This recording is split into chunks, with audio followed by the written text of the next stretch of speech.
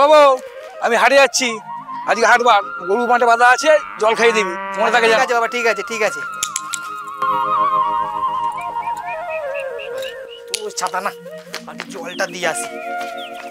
1 hour later.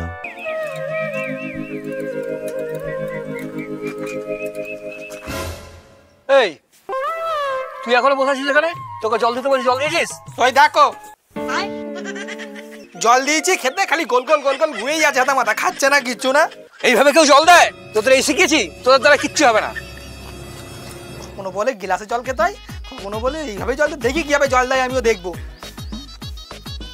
দেখ এইভাবে জল দিতে হয়।